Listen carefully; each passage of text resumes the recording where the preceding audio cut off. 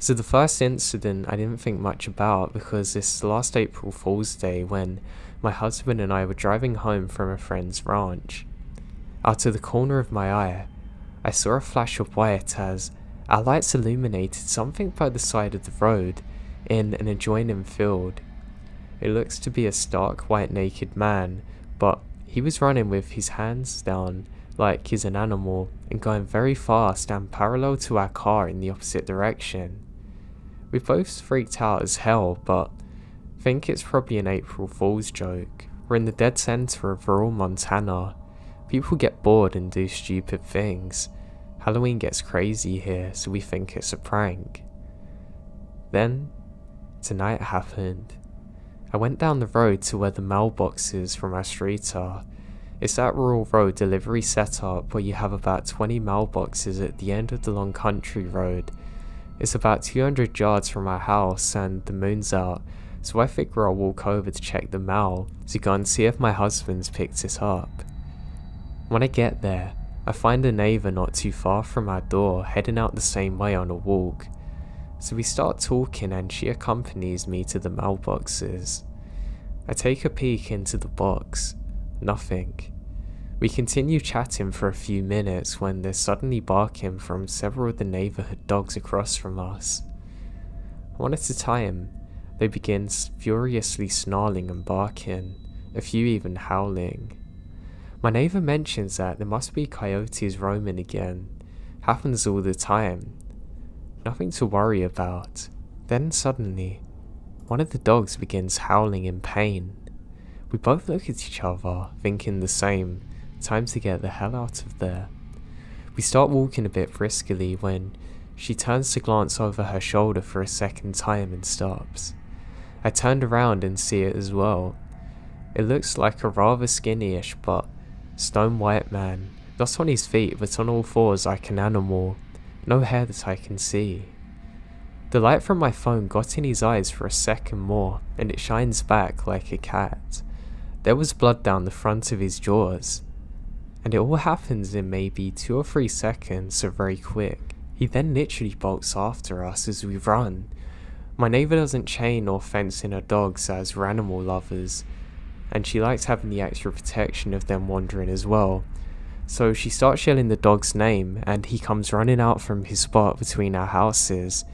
He must have smelled this thing or heard it coming because he made an immediate beeline past us, growling like crazy. We reach my husband's working shed, so we hid in there and lock the doors and wait for the cops. All we can do is hide and wait in the shed while she told the cops to come out, hearing the dog barking and attacking whatever that thing was. After a couple of minutes, she's off the phone and we're hiding behind boxes of stuff away from the window.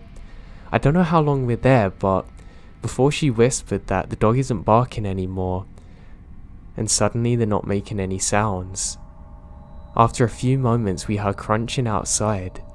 Something starts scratching slow and hard against the front door and part of the wall next to it. I'm not too proud to admit that I weighed myself a little bit, and I throw my hands over my mouth to stop screaming. She was staring at the door not moving, so I know I wasn't overreacting or anything. It seemed like forever, but eventually we saw the lights from the cops coming up the long road and the scratching stops. Whatever it was ran off because we heard the noise of leaves crunching hard and fast away from the door. She was brave and gets the guts to peek out the window, and the cops are close now.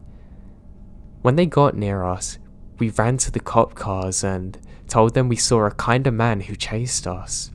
She pointed out the direction that he had gone in and ran back, mentioning that the sounds of the dogs are in the opposite neighbourhood and away from the mailbox. She said her dog come without us even calling and we hid in the sheds. The cop takes our statements and said that somebody else had called a few minutes before and that there was a wolf or something in her backyard that just killed the chickens and their dog and the neighbour down had actually saw the thing too. The other cops found my neighbour's dog lying on the ground with what appears to be deep claw marks, having trouble breathing.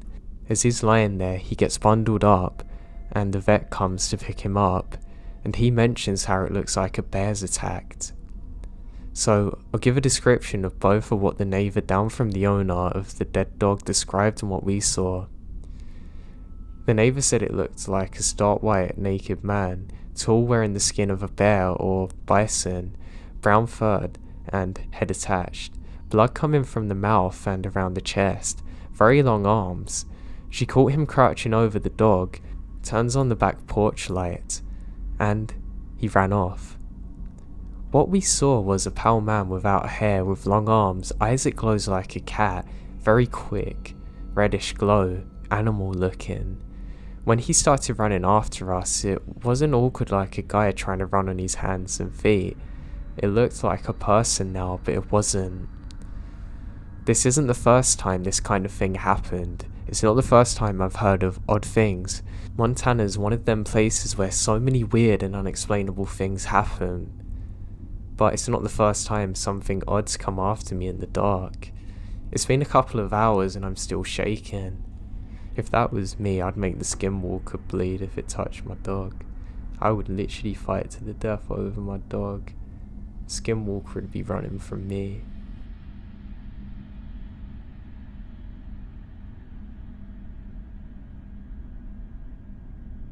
So for my backstory, my boyfriend and I had just bought our first house in June on a lake about half an hour northeast of Seattle, WA.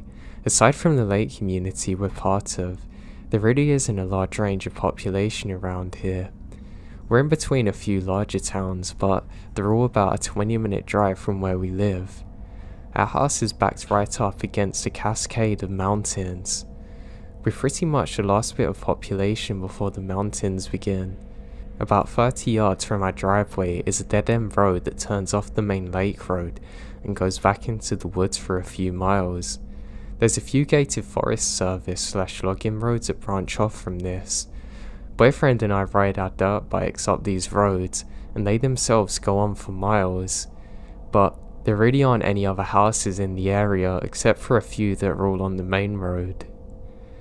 Before taking the dirt bikes up to it, I love dirt bikes, I had been walking up this road a few times exploring the area, and it always felt a little odd to me.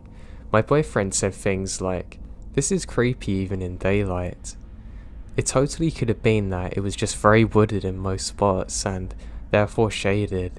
The lack of houses made it odd, but I stopped walking up this road for this reason. When we moved in, I was dog sitting my friend's pit bull Bella. She's about 70 pounds and was a totally fearless brat. Now she's kind of aggressive with other dogs, and even with some people. I would walk her up to the end of the road, and I'd always feel okay because there were no cars or houses around. So one day we were about 2 miles up the main road and had come down a small hill onto a flat, treeless area where there was no old abandoned barn and a large field that cut through the road. There was tall grass on either sides of the road.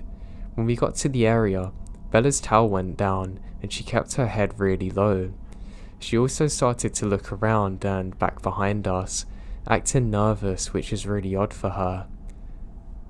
As we're coming around a turn, about 100 yards in front of us is a logging road that went off the road straight up a hill. It had a large gate just at the bottom of it to keep vehicles out. My boyfriend and I have to put our dirt bikes under this gate before riding up the trails, so it's pretty tall. The top of the bar of the gate comes to my chest and I'm 5'5". What I saw still scares me to think about. Standing right in front of the gate is a huge black dog. It was standing broadside with its head low. I'm almost positive it's looking towards us, because I can't make out a snout or ears. I can't see a tail either, but it may have been lowered behind its legs. The shoulder of the thing was higher than the top of the gate. It was blocking part of the view. I stopped instantly and held Bella's harness so she couldn't advance forward and catch sight of it, and this dog's aggressive. I look at this thing for probably 2 seconds before running back and getting back to the main road because I heard this thing growl. I'm not kidding you. 100 yards away from it, I hear this thing, almost hissing. I'm totally terrified, so's Bella now, which is worrying. She's not even seen it. It was a long 2 miles back and I couldn't stop looking over my shoulder, and Bella's also freaking out the whole time. The growling, massive black dog wasn't the only thing I'm terrified of. I have this also feeling of dread that I can't get away from. Now I saw it, and it was overwhelming, and I've never felt fear like it before. Even while typing this, I'm shaking. I don't even feel safe when I'm home alone anymore. My boyfriend's 100% sure I saw a 6-foot black bear, but I'm certain it wasn't, as I grew up in rural Pennsylvania and have never seen black bears. Now this thing had long skinny legs and a deep curved rib cage. It's similar to a Doberman. Now, wolves don't live in this area. Even if they did, this would have been an abnormally large skinny wolf. I'm pretty sure what I come across is actually a skinwalker.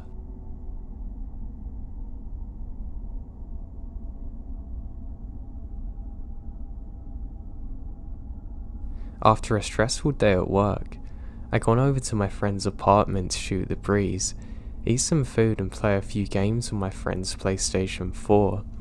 It was getting late and I had to be up fairly early the next day. My friend walked out to the parking lot with me. Now there's no one else in the parking lot, just us two. As I'm unlocking my car, a dog walked out from the side of a nearby building about 25 feet away. It came fully into view and stops to look at us. It was a little bit bigger than a standard Great Dane. It's an all-black dog with long hair that appeared to be falling out in clumps. It has long ears and a scraggly tail. I remember making eye contact with it. It had dark maroon coloured eyes, and in the moment we locked eyes, it appears almost to smile at us. Instead of a dog's lips going up and back, they go slightly sideways, and I see white teeth like a human almost. I recall suddenly getting a feeling of dread and fear. It felt like something disguised as a dog pretending to be one, but it's not. I'm certain of it. The energy coming off this thing doesn't feel right either. I really don't know how to describe it. It turned around and starts slowly limping back to the corner it's come from. My hair goes up. It turned around and slowly starts staring at us before heading off. It seemed to have most of its weight on its front feet, walking like a hunchback. The way it was limping, I noticed its rear left foot is wrapped up in a blue gauze, and the foot appears very odd. The heel was parallel to the ground actually. I'm unsure if my friend saw exactly what I saw, but she suddenly said, "It's leaving.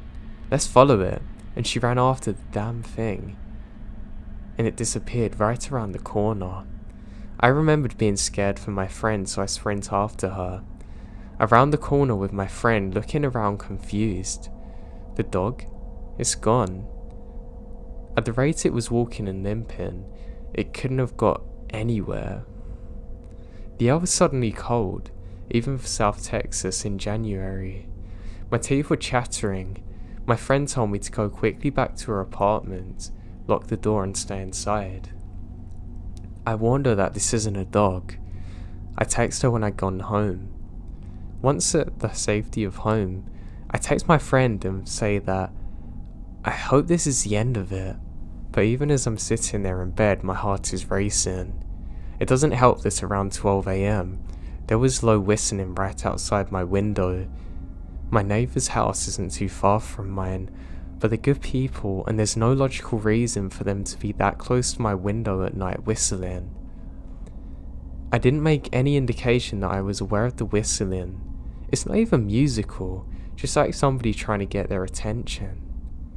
Eventually, the whistling stops and I hear nothing else. I have a lot of trouble sleeping.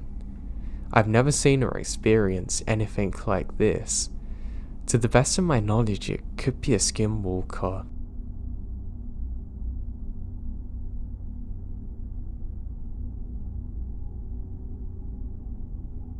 I'm going to try my best to describe this in a cohesive manner. It's been a few years, and a lot of stuff happened this night, but it's forever in my memory and haunting. If anyone has an idea what it is, I'd love to hear it. So in July of 2014, I'd been dating my now ex-boyfriend for a couple of months and decided to move in with him. I'm gonna change names just for the sake of this. We'll call him Tom. So Tom lives on the Catagoras Indian Reservation in western New York.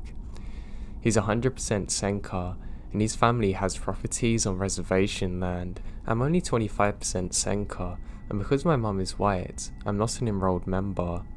So I never grew up going to Longhouse or living on the res because the majority of families are white Catholics. He lives on a side of the major road going through the res called Route 438. One night, we get in a big argument and I'm annoyed and go away for a bit. Living with him full time doesn't offer me a break, so I'm pretty annoyed. What's worse is I don't have a car at the time, so I decide at 2 AM that I'm gonna walk. Anger clouds my judgment, and I had to leave. He kept saying to me to stay and blocks the door, and picked me up and brought me back. He's adamant, but so am I. He was concerned I'd go into weirdos cruising around. I was so angry that I didn't care, and I also grown up walking the woods at night, so never really had an issue. So I walk out the door and up the driveway and start heading down this road. It's pitch black with brush on both sides, but there's a few trailers his aunts and uncles owned. As I get closer to the stop sign where his road ends and connects to Route 438, I see a light heading towards me. I get freaked out and realise it's a person heading towards me. Now it's not really uncommon for people to be walking by the res at night, but as we got closer, I debate turning back. But I was mad and kept going. Suddenly the person says, "My name?" Then, "What the hell?" I recognise the voice as Tom's cousin that lives in the trailer behind us. I was so relieved that it was him and not a stranger. We stopped to talk and he told me that he's walking home from a party. I told him me and Tom fought and I was heading into town to stay with friends. He told me I was crazy and that it's not safe for girls to walk around at night and said I could stay at his father's trailer for the night. Sounds more logical than walking 9 miles alone. When he headed back towards the end of the road, we get to the trailers and pass a clearing in the brush where the old driveway was. I look into the clearing and I can't really explain what I saw. It was so dark, but I could see whatever this was. It's much darker than the environment around it. It was completely black, to the shape of a skinny but massive human-like shape. It was crouched so its knees were in front of its stomach, but its arms are so long. I was shaking right in this and I can't explain what it appeared to be. I saw it quickly and then looked straight ahead. 3 seconds later, Tom's cousin says, "Did you see that?" And I said yeah, and we instantly start sprinting as fast as possible. He was faster and started yelling, "Just go." We got into his trailer and sat in silence. I think maybe we both saw it and didn't know for sure until we saw each other. The walk felt like it took an eternity. I felt this horrible feeling of being watched. Its arms were massive. They're so long that even crouched or seated, with its knees bent, it's able to keep its back upright and not back like it's supposed to do. It's at least 7 feet tall. I have no idea what it could have been, and I have no experience of anything like it. And my ex would never talk about it, saying I was just seeing things, but his cousin saw it too.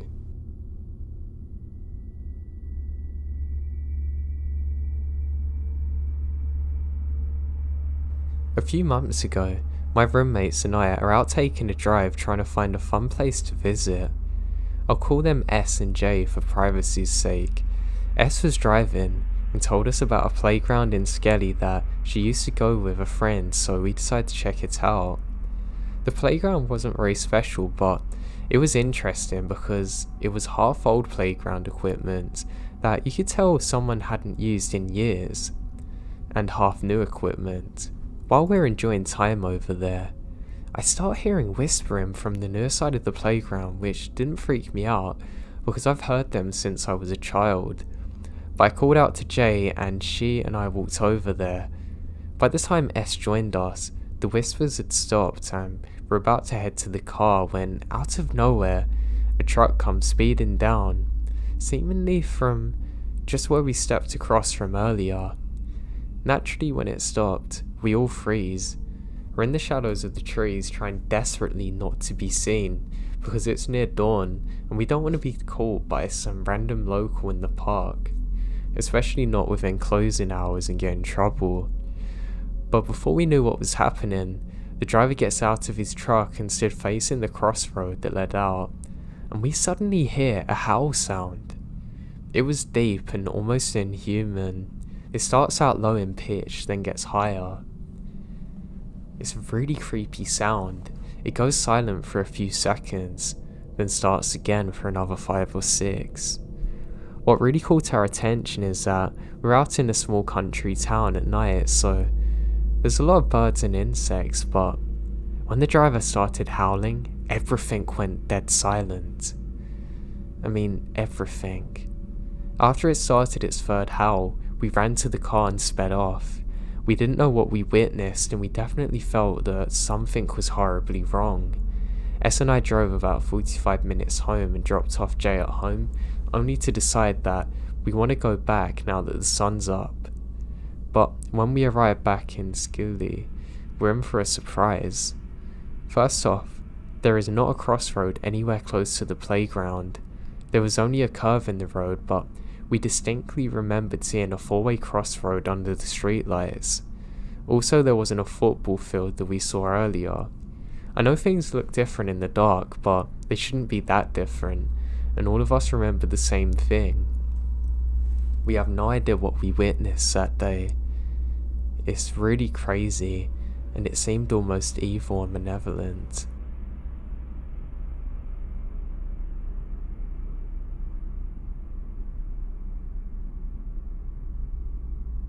So I had a weird encounter a few months ago, and I feel like maybe this would be a good place to post it. I was sitting in my living room watching TV around 8:30, and it was pretty dark outside. All of a sudden, I heard knocks on my door, so I get up to see who's there. No one I know ever knocks on the door, they just walk in. So anyway, and standing on my porch are 3 guys. Just one look at them and I'm scared. They seem almost like caricatures of humans, but ones that walk straight out of hell and onto my doorstep. They were dressed up like Mormon boys in suits, but their name tags only said Jesus Christ. They never introduced themselves and kept asking for people by name. Honestly, I can't convey how uncomfortable it made me feel. I barely remember their faces, but the one in the middle was just smiling the entire time. I don't know how, but my instincts told me that these aren't normal people, and I should never have opened the door. Now, I get out of the conversation by saying I'm cold and don't really have a good time talking. Now I slammed the door and I never saw or heard from them again. It's been a few months now, and I still have no idea who they were to this day.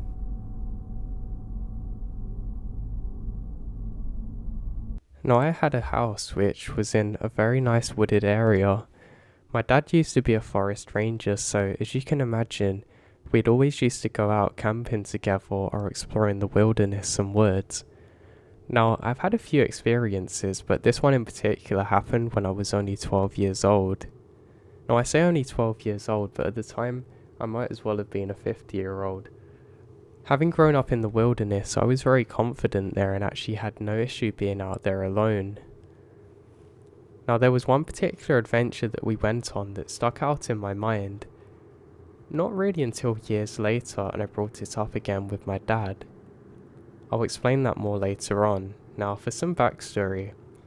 My dad was a forest ranger and his brother was too. They'd both been working in the park services for a long time. I mean literally more than I'd been alive at the time between them each. So they were very experienced with the unknown or strange experiences. Now my dad didn't really believe in ghosts or anything.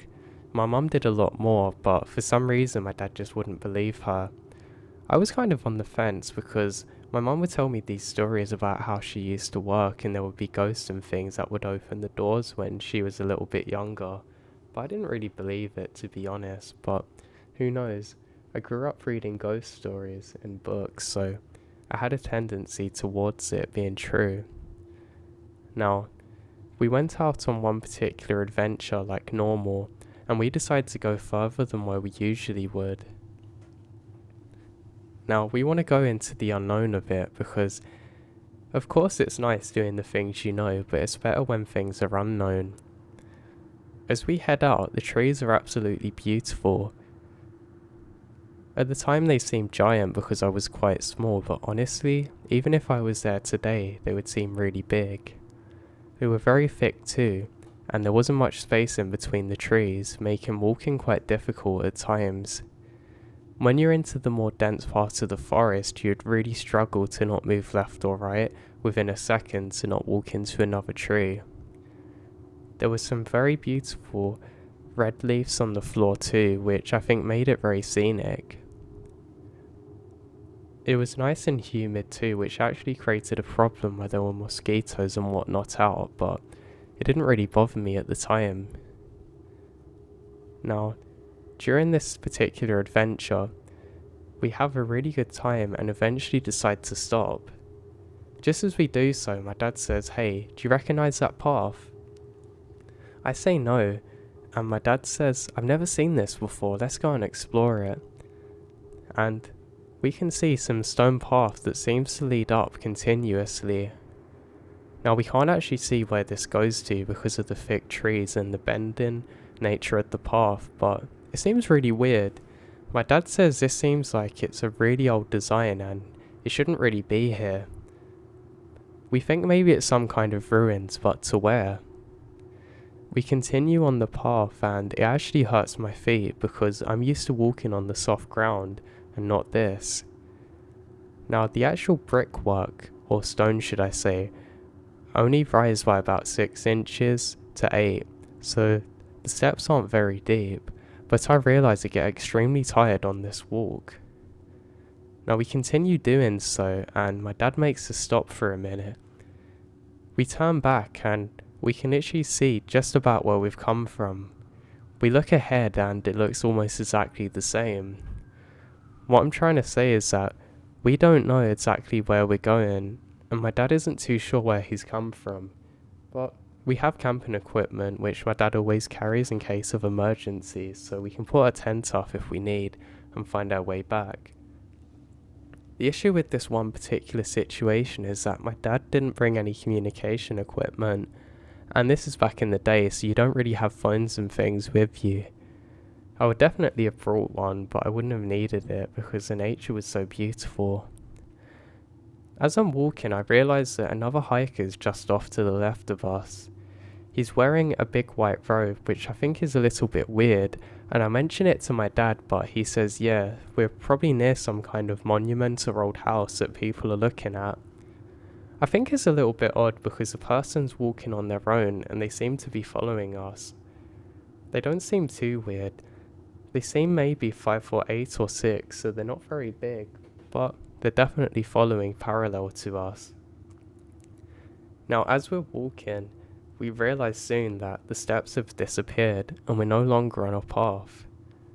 Just as I mentioned this to my dad, he says, "That's funny because I've just realised I can't see them anywhere." We turn around and look in all directions and there's pretty much no evidence of any kind of man-made thing being out here, which is pretty strange because my feet are still hurting from the stones. Nonetheless, we continue on. The wood's actually changed now and there's more moss everywhere and it's actually a little bit slippery. My dad says it's strange because he's never seen the terrain change like this. He said it's almost like we've stepped back in time or something, and this is how it would have looked many years ago when the atmosphere was different slightly. I'm pretty annoyed now because my lovely white and grey shoes are looking a weird green colour and are somewhat grass stained by the moss. I don't know how else to describe it, but you know when you get a stain on your shoes that you know for the life of you isn't going to come off. My dad doesn't seem worried at this point, but a little confused. I'm not really concerned, but I think it's strange that there's no sign of that other hiker. I go to mention it to my dad, but he says to be quiet and look. He says, "Look at that, it's beautiful, isn't it?" And we can see a very old Victorian era house just up ahead. It's literally in the dead center of the woods, and it's beautiful, and there seems to be people inside of it. I asked my dad if we can explore it. He says, "I'm not sure if we should because I think there's people that actually live there. I don't think they'll have much of a problem with us going in there. Maybe we should." Just as we've stopped to think about what's happening, I get overcome with the sense that somebody's been watching me. I turn to my left and just in the corner of my peripheral vision, I can see a white thing again. I suddenly realise that it's a hiker that's appeared again, but upon a closer inspection, I can see that their clothes don't really make sense to the environment.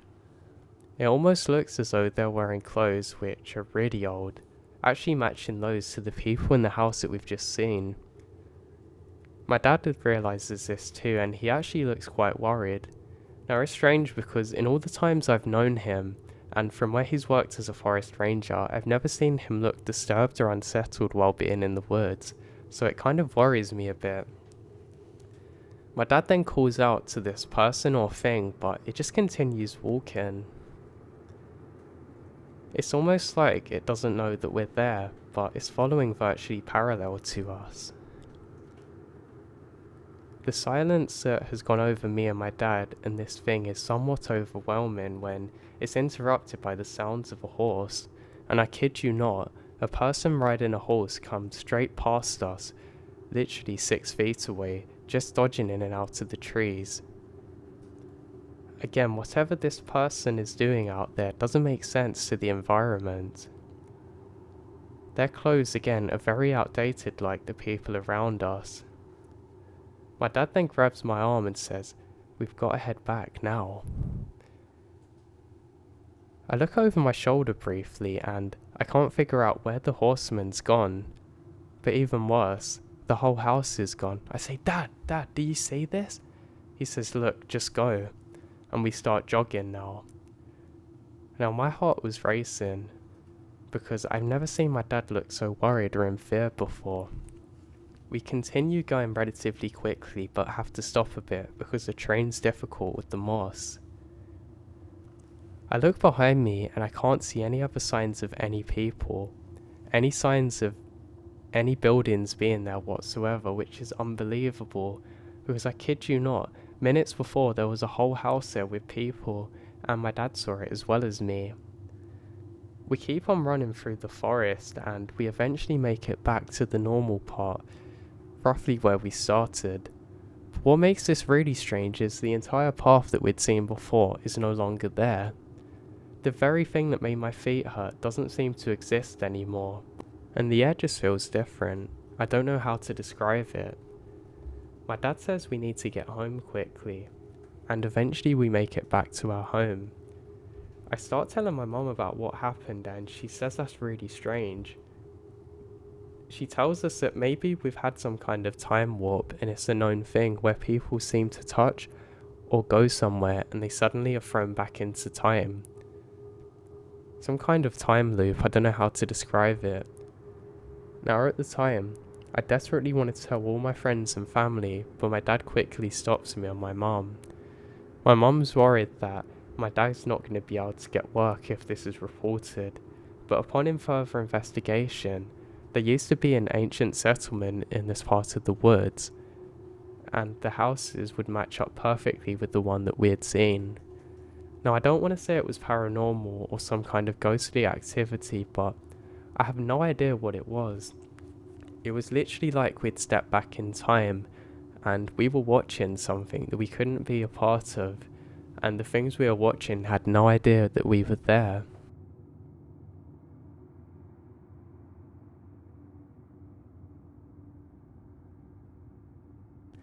Now I'm an avid hiker who enjoyed nothing more than camping in the great outdoors or scenic walks through the wilderness.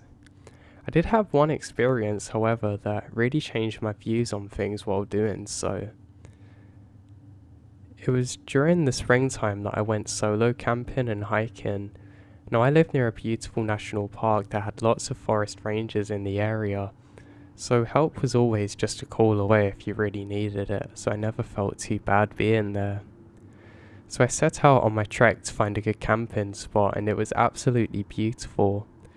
What I really liked about this walk is that you're very isolated out there, but like I said, never too far from danger. I love being at one with the nature and really felt peace in doing so. I remembered walking on the trail and thinking how beautiful nature is and almost like we don't deserve this. The trees were really pretty there with moss on it, and there was lots of different kinds of trees.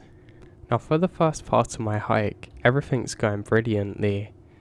The scenery eventually changes and I see a small stream just ahead of me and large hills or mountains, I'm not sure what you'd call them, off in the distance. There's beautiful red brush on either side of where I was walking, and I really think this is perfect and how lucky I am to be able to enjoy this. Now you have to be careful while walking because there are wild animals like anywhere, but you have to remember that this is their home, not yours, and you're just a visitor. As I'm walking, I see a big blue tent to the left of me. It's a strange colour, almost like a sky blue one, and it doesn't really look in place if that makes sense. It's literally next to the path too. I can also see a fire pit just up to the right side of where I am, but I don't think too much of it. I do see some strange sticks up ahead that actually look like bones, but upon closer inspection though, I realise that these are literally just sticks, so I'm not really worried, and I continue onwards. As I continue making my way down, I can see a really beautiful lake ahead of me, and there seems to be somebody fishing just off in the distance. I sit down for a moment on one of the rocks that actually overlooks a beautiful lake, and I think how nice this is. I sit here for a while and suddenly hear a whistling sound. It's definitely coming from the person over by the lake, and I'm not sure whether it's to me or not, but it's enough to unsettle me and I continue onwards. It's starting to get a little bit dark now, but I can still see pretty well around me. I just admire how pretty the trees are because there's green, red and yellow ones all around me. I decide I should at least get away from this person's camping spot. As I do so, I notice an ancient grave marking to my left. It's made out of sticks and has probably been there for a long time, but I think this is really strange. I've never really seen anything like it before. I stop again on another side of the lake now. I'm thinking of how beautiful it is here, and I can actually see snow-covered hilltops or mountains in the distance slightly. I'm met once again by the whistling sound, which I think is really odd. I've now decided that I actually want to go further before I set up camp because I need to get away from whoever these people are. I'm not sure whether it's the same person doing this, but I can't be sure, so I'm always going to be cautious, especially where I'm on my own in this situation. I eventually come across a beautiful site and set up for the night. I make a very small fire, eat my food and lay back reading a book. I'm suddenly hear a loud bang sound next to where I am. It's hard to describe, but it's almost like somebody's threw something that shattered. I look outside and, to my surprise, there's broken glass all around. I get really angry and scream, "Hey, who the hell did that?" I look around and I can't see anyone. This is a really bizarre moment for me. I'm too tired to actually change my camping location and I ended up falling asleep exactly where I was, which I now realise is pretty stupid in hindsight. But strangely enough, when I woke up the glass was actually missing from where I was. I'd actually slept in for too long now and I was actually a little bit annoyed at myself for doing so. I decide not to worry and just continue on my hike. I don't want to let some idiot ruin this for me because it's so beautiful. I continue on my hike like normal and I come across a small bridge, and I stopped to appreciate how beautiful the stream is running next to it over some rocks. As I do so, I hear something fall from a tree.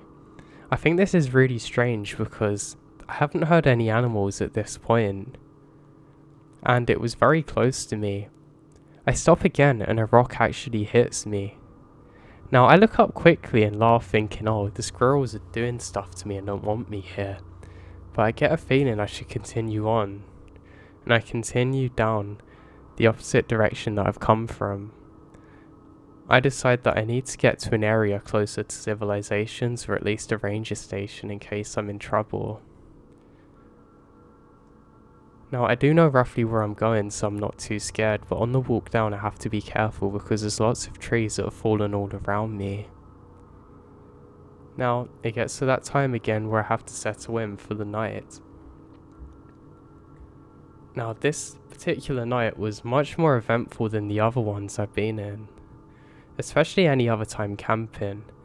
Let me explain. The exact same thing happens again. I'm reading a book and I hear a strange sound around me. It unsettles me and I decide to get out and see what it is, thinking maybe there's a dog or something outside, but I don't see anything. I look around in all directions and I can just about make out some kind of orange thing in the distance. Now, I don't know how to describe it other than one of those chemical or hazmat suits, but without the big glass or plastic bit on the front. It's almost like the kind of stuff you'd wear skiing, but not, if that makes sense. I wasn't really close enough to know exactly what these are, but I realised there's multiple people standing in very similar outfits. Thinking my mind's playing tricks on me, I convince myself this can't be anything that I'm actually seeing and go back to sleep again. When I wake up the following day, there's strange markings around my tent. Nothing too worrying, but just really weird things like stones moved around and a small cross made out of sticks. Okay, this is too much for even me to handle. I decide that I should start heading back now. Only problem is the quickest way to get back is through an even longer hike, but eventually it becomes a shortcut. I decide this is a better option as I hopefully won't encounter more of these people, and I considered radioing it in to the rangers or trying to contact them, but I think, what if this is just my mind playing tricks on me? So I continue walking after packing up my things. Now the trees again are very beautiful. In this part, you can see very clearly through them, which actually makes me feel more comfortable. If that makes sense, like there's lots of trees but you can see through them and there's lots of light. But it kind of does that flashing shadowy thing, which is a little bit annoying, but I've got bigger fish to fry at this point. The path now is more of an asphalt or gravel. I don't really know how to describe it, but it's much better than where I was. I still don't see any signs of life though, which I think is pretty strange. I get to about 10 miles out from where I need to be, but night's setting in and I'm getting cold, so I set up my camp once again. This time, I decide to leave some of the leaves and whatnot to at least hide my shelter. And this probably took a good 40 minutes to do, but really, I hid this well. Standing back, I actually lost my tent a few times and I couldn't figure out exactly where I was. Anyway, I'd eventually go back into my tent and settle in for the night. And I can tell you it was a cold one today. It's strange because the other days haven't been cold like this, but I think maybe it's just because where I've had to camouflage my shelter it's more cold. I don't know, I'm pretty confused. Now this time when I go to sleep, I'm extremely vigilant, very paranoid that somebody or something might be outside waiting for me. I listen and listen and listen, convinced that there's going to be something out there, but I don't hear anything, and I eventually fall asleep. I remembered waking up feeling like I had slept for an exceptionally long time. I'm thinking maybe I was so tired that I'd hallucinated all of the other things, and that this is what I needed. However, when I opened my eyes, it was a different story. Let me explain. When I woke up, I could see lots of my things, like clothes and whatever I left outside the tent had been burnt. Now it's strange because this completely contradicted the beautiful environment that I was in, but Lord have mercy did it scare me. What's more is there was more strange markings into the ground. They normally had crosses or stars, and some of them appeared to be in some kind of red paint, or blood. Looking back on it now, I'm certain this was blood, but I just didn't want to accept it because I was quite scared at the time. All I knew is this looked extremely weird and should not have been here. And who the hell had burnt my stuff? It seemed odd too because when I looked around, I realised that nobody was here but me. And I decided to investigate further, actually getting angry. Why has somebody burnt all of my freaking stuff? I had an expensive camera too that was now gone. I knew I should have slept with it. But the thing that I couldn't understand was how did anybody know where I was? I could not have hid the shelter better. It was next to a large collapsed tree too, and honestly I think even animals would have struggled to find this, but what's that stench? There's a smell that I just can't seem to shake. It smells absolutely disgusting. I look around trying to find the source of it and I can't find anything. I realise there's no point taking my tent now because, well, it's covered in leaves and things that are a little bit dirty and it was a cheap one anyway, but I can't figure out the smell. I then decide to look on the opposite side of the large tree that I put my tent up against, and then I see it. An animal carcass which is disfigured to the point I can't figure out what this is. It looks like an animal's had its way with it and absolutely destroyed it, but it's perked up onto a cross made out of sticks. So 1, this is no animal, and 2, who or whatever done this is absolutely insane. I lose my breath for a second and the next thing I know, I'm in full sprint mode trying to cover the 10 miles as quick as possible. I leave literally everything there. I walk past some joggers who must think what's wrong with me as I get closer to where the car park is. I eventually made it over there, then immediately drive to the nearest ranger station. I don't know who or what done this, but clearly they can do lots of harm. But how the hell did they find me? How long and how close must they have been following me for if they could see exactly where I went, figure out I camouflaged my tent, and then did God knows what outside? I quickly report it to the ranger, and this is then passed on and they say that I can come back in a couple of weeks and they're going to investigate. They tell me that they think it's probably some cultists because they've had strange activity out there before and people doing weird things but they just can't seem to find them, saying I'm extremely lucky based on what they've heard about things that happened before, but they wouldn't tell me anything else about it, saying come back and we'll let you know what happened, leave it to us. Well, I hate to say this, but I never had the nerve to go back there and find out. I don't know whether it's some kind of natural thing that my brain was doing to try and protect me or whatever, but I just couldn't face it. I never went camping again after that, alone or in groups. You can imagine why. I struggle sometimes when I fall asleep if I hear noises now.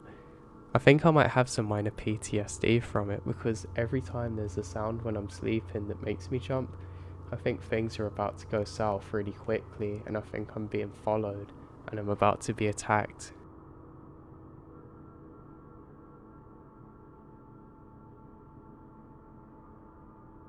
So last week, me and my friend went camping together for the first time and something happened. When we got to the site, there was one other person there, a young, like early 20s woman named Joey. She introduced herself and said she knew the woods like the back of her hand and offered to show us around. We accepted and off she went, showing us some of the trails and the best views, and was very sweet. She even joined us at our fire at night and talked about how she grew up camping with her dad. And around 12, she left and went to bed. When we woke up, I mentioned how nice Joey had been to my friend, but she had no idea who I was talking about. According to her, we're the only ones there, and we had found the spot by ourselves. And we had gone to bed much earlier. Over the next few days I kept mentioning it, but she's adamant there was no Joey ever. We left after 4 days and have talked about it since, but she still doesn't remember despite having very clear memories of the whole day with Joey. I even checked the pictures I took, no Joey. Not even someone who looks like her. What happened?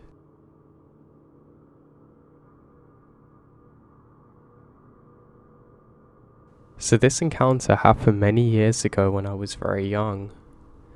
It was in 2001 or 2, and I was 11 or 12 at the time. My uncle was interested in purchasing some land near Red Oak, Oklahoma. I don't know exactly where, but it was several acres in very remote wilderness. My father, mother and myself decided to accompany him one Saturday and scope out the property. From our home, it was a little more than a 3-hour drive, but we all loved riding in the car. So, while it was not going to be the most eventful road trip ever, it was nice to get out of the house. Upon arrival, I remembered being very underwhelmed by this. No houses anywhere near, and hardly even signs of life, apart from birds, and the wooded area wasn't exactly what I'd call picturesque. Still, we park our car off the road and go to explore a little deeper into the woods. My uncle was talking about buying the land for hunting, not really my cup of tea. As we walk through the woods, it's a really nice day, but something feels weird.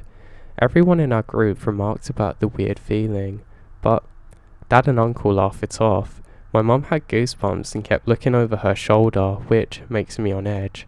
She was very insistent that it's weird and she wanted to leave, saying it felt like she's being watched. After a bit of hiking, I noticed that there's a small red building.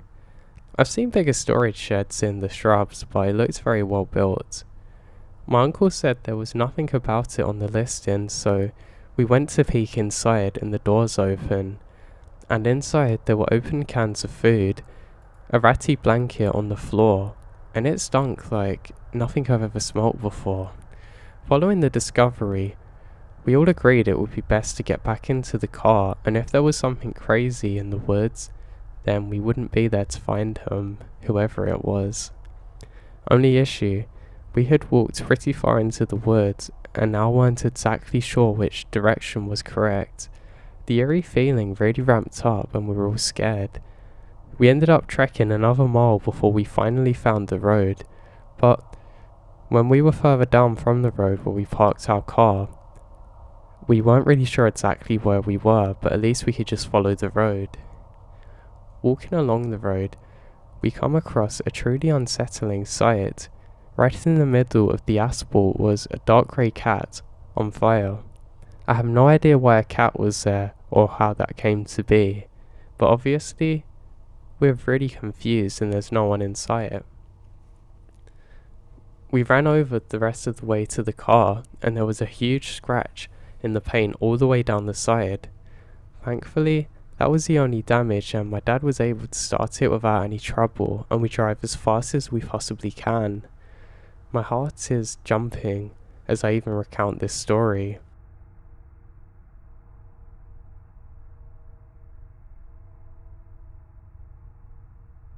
I was hunting for black bear one day, bloody hell, back in the early 2000s.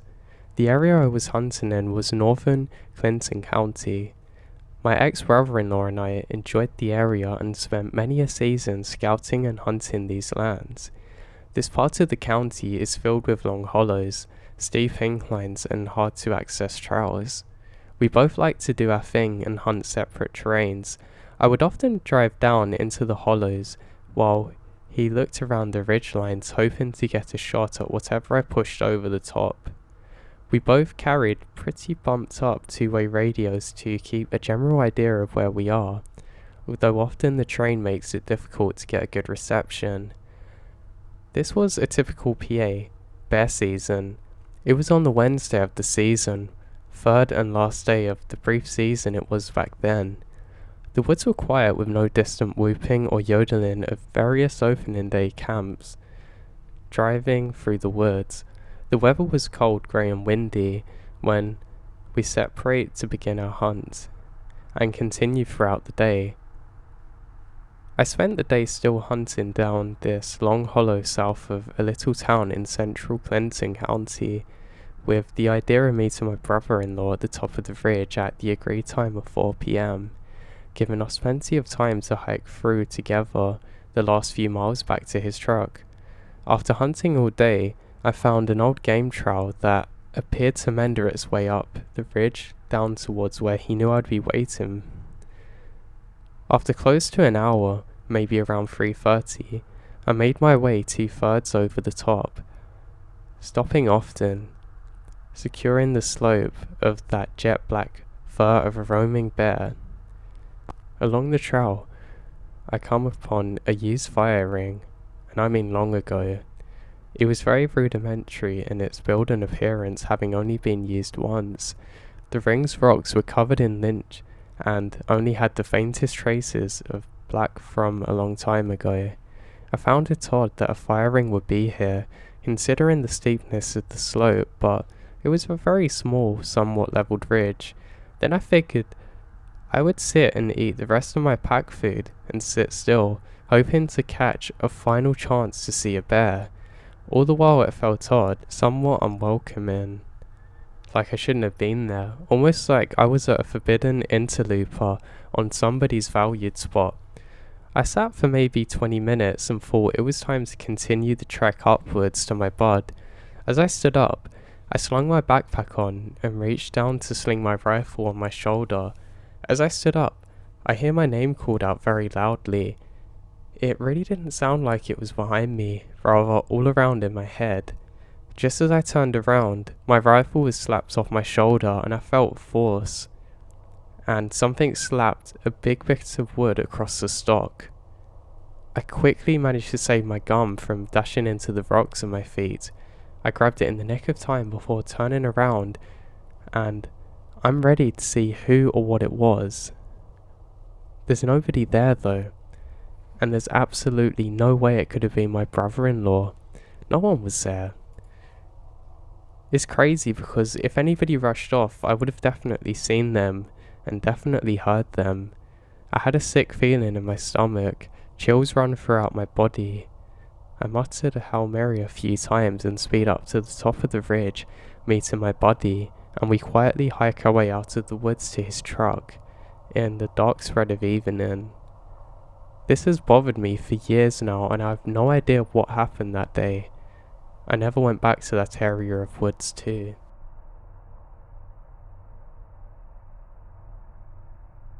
My brother has a winter job closing parks. He drives around in a country vehicle and makes sure no one is in the park before closing the gates. He does this from about 5 p.m. to 8 p.m. and it's pretty dark out. The other day he was closing one of the parks when he saw a man hopping through the woods. The man then saw him and crouched down and just watches my brother. Another time, my brother left and went to another park where he found a coyote completely frozen still as though it was still alive.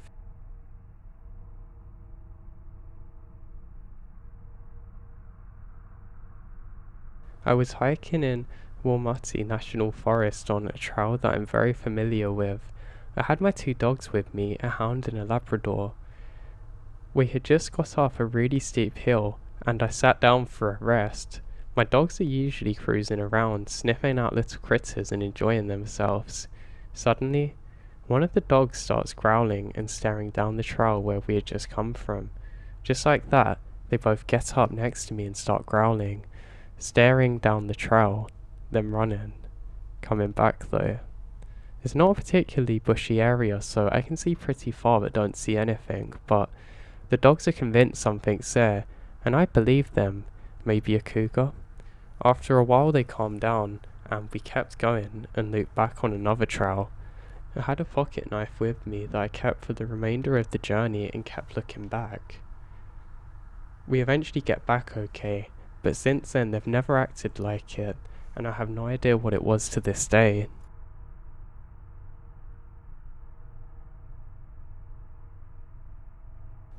I've been backpacking and camping mostly solo as an adult for the majority of my life. I'm cautious about my surroundings, and I listened carefully when out. I tried to remain an observer and move through the land with little impact. I'm also very interested in mysterious and obscure cryptids or just things that are unknown. Now, this is something that I've always been interested in, to be honest. Now, I've read most of the missing 411 cases, and I am a serious devotee of true crime, all the morbid and curious things I can find. Anything strange that will fire the imagination, truthfully. Now, there have been occasions where I felt slightly uncomfortable or even watched when I've been out in the woods, but mostly I've chalked it up to me just being out there on my own, really, and maybe just being alert. My inherent skepticism makes me less susceptible to encounters with other things that I've experienced.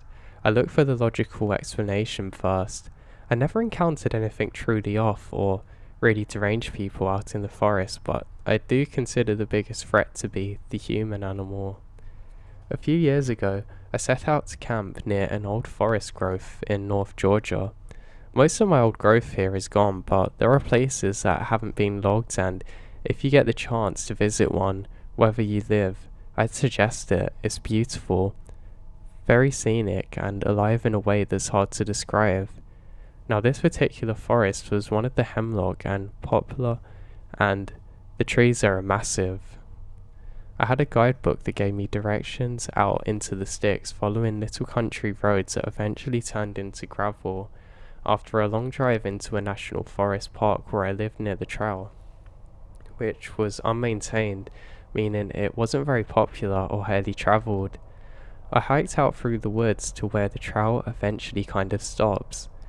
There was very little undergrowth.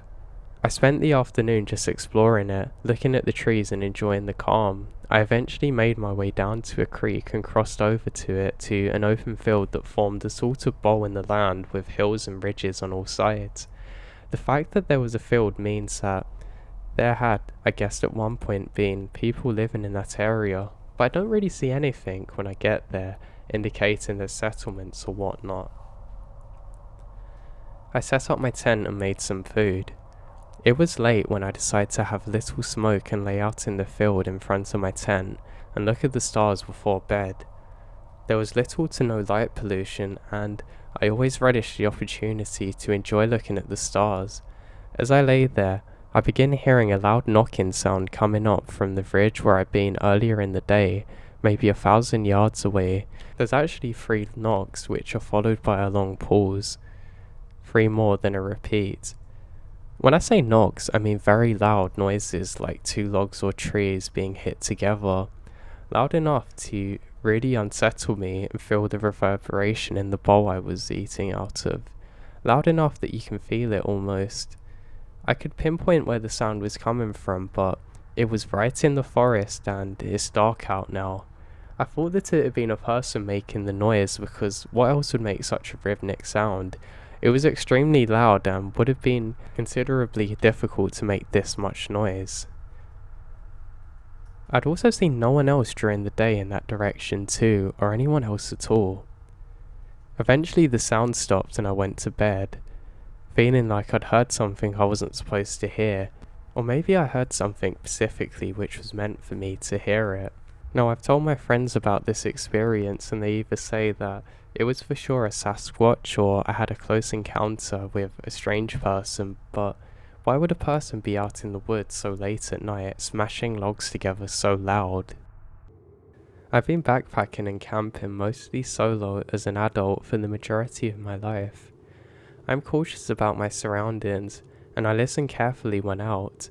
I try to remain an observer and move through the land with little impact. I'm also very interested in mysterious and obscure cryptids or just things that are unknown. Now, this is something that I've always been interested in, to be honest. Now, I've read most of the missing 411 cases, and I am a serious devotee of true crime, all the morbid and curious things I can find. Anything strange that will fire the imagination, truthfully. Now, there have been occasions where I felt slightly uncomfortable or even watched when I've been out in the woods, but mostly I've chalked it up to me just being out there on my own really, and maybe just being alert. My inherent skepticism makes me less susceptible to encounters with other things that I've experienced. I look for the logical explanation first. I never encountered anything truly off or really deranged people out in the forest, but I do consider the biggest threat to be the human animal. A few years ago, I set out to camp near an old forest growth in North Georgia. Most of my old growth here is gone, but there are places that haven't been logged, and if you get the chance to visit one, wherever you live, I'd suggest it. It's beautiful, very scenic, and alive in a way that's hard to describe. Now, this particular forest was one of the hemlock and poplar, and the trees there are massive. I had a guidebook that gave me directions out into the sticks, following little country roads that eventually turned into gravel after a long drive into a national forest park where I lived near the trail, which was unmaintained, meaning it wasn't very popular or highly travelled. I hiked out through the woods to where the trail eventually kind of stops. There was very little undergrowth. I spent the afternoon just exploring it, looking at the trees and enjoying the calm. I eventually made my way down to a creek and crossed over to it to an open field that formed a sort of bowl in the land with hills and ridges on all sides. The fact that there was a field means that there had, I guessed at one point, been people living in that area, but I don't really see anything when I get there indicating there's settlements or whatnot. I set up my tent and made some food. It was late when I decided to have a little smoke and lay out in the field in front of my tent and look at the stars before bed. There was little to no light pollution, and I always relished the opportunity to enjoy looking at the stars. As I lay there, I began hearing a loud knocking sound coming up from the ridge where I'd been earlier in the day, maybe 1,000 yards away. There's actually 3 knocks, which are followed by a long pause. 3 more than a repeat. When I say knocks, I mean very loud noises like 2 logs or trees being hit together. Loud enough to really unsettle me and feel the reverberation in the bowl I was eating out of. Loud enough that you can feel it almost. I could pinpoint where the sound was coming from, but it was right in the forest and it's dark out now. I thought that it had been a person making the noise, because what else would make such a rhythmic sound? It was extremely loud and would have been considerably difficult to make this much noise. I'd also seen no one else during the day in that direction too, or anyone else at all. Eventually the sound stopped and I went to bed, feeling like I'd heard something I wasn't supposed to hear, or maybe I heard something specifically which was meant for me to hear it. Now, I've told my friends about this experience and they either say that it was for sure a Sasquatch or I had a close encounter with a strange person, but why would a person be out in the woods so late at night smashing logs together so loud?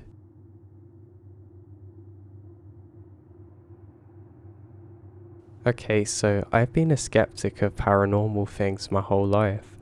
I've never really believed in that type of stuff, but the things I have heard and seen at my grandpa's farm shakes my core. My grandpa owned a large plot of land in central Missouri, and they've owned that land for about 40 years. I have been to that farm over 10 times, and every time I go, I always get this terrifying feeling that somebody's watching me. Like, there's always something behind my back. I have also had many strange encounters that are downright bizarre. My first encounter with whatever the hell this thing is when I was around 7 to 9 years of age. Now, we brought our dog named Spot to the farm. He was a silver Labrador who I loved dearly. I was exploring in the forest behind the house, just enjoying the summer breeze, when my dog starts growling. A deep, sinister growl that I've never heard him make before. I turn around quickly to see what he's growling at, but I can't see anything but forests along with trees. While my eyes were scanning the area for what my dog's growling at, some sort of animal shot out of the brush so fast that I can barely see what it is. Before I know it, it's gone. I sat there for what felt like an eternity, absolutely flabbergasted by what I'd witnessed. From what I could see, It looked like a coyote, but the speed at which it moves is absolutely insane. Moving at 90 miles an hour and makes almost no sound. But the creepy part was that the place it jumped out of didn't even have an imprint of where it was lying. And from where I viewed it jumping up, I should have easily been able to see it hiding. Shocked by what I've witnessed, I decided to head back. My second encounter happened when I was around 10. I was visiting the place and, like usual, I get the feeling that I'm being watched. The first day was normal and nothing creepy really happened. I was just spending quality time with my family, but when night came, that's when things start happening. So I was trying to sleep in the twin bed that was shared by my mum's brother when he used to live there, when I heard tapping. Not tiny little taps, but loud ones like banging. It was coming from the direction of the window. I slowly sat up and looked to the window, but there's nothing there, so I just think it's an animal or something. 5 minutes pass by and there's no tapping, and I go off to sleep. This time, a tap, a slam, a loud slam directly into the window. I'm not talking like a hit. It sounded like something absolutely massive on the window. I shot up quickly and nearly faint. I decide enough is enough and grab a flashlight from the drawer and shine it into the window. 10 seconds go by and there's absolutely nothing. I was going to go crawl into my mum's bed when I heard it, a screech. One that's not achievable by any human. It's so loud that it actually pierces the summer night. I can't put into words what it sounds like, but it was dark and horrible, and I still remember it now. I froze, unable to move a muscle. I was so scared. I was sitting there, still as a statue, petrified by this. That's when my instincts kicked in and they told me to run into my mum's room, which I did. For some reason, I didn't wake her up and just cuddled her. I don't sleep the entire night. All I could think of is the sound. My next encounter was when I was around 13 years of age. I was back at my grandpa's just enjoying my time like I usually do when my grandpa suggested that we go deer watching. I agreed because I had been doing this thing for a long time and I never had an issue with it and it was extremely fun. We take the Polaris and at around 6 or 7 we're looking for deer. We decided to go into the most eastern pasture because that's usually where we spotted the deer. 30 minutes passed and we had seen a deer, but not as much as normal. But then, this is where things begin. I get that feeling again, that dreadful feeling that something is there, in the shadows watching me, but this time it's more intense. Like, it's right up behind me. Whenever I look there, I can't see it, but this time, it appears my grandpa feels a presence too.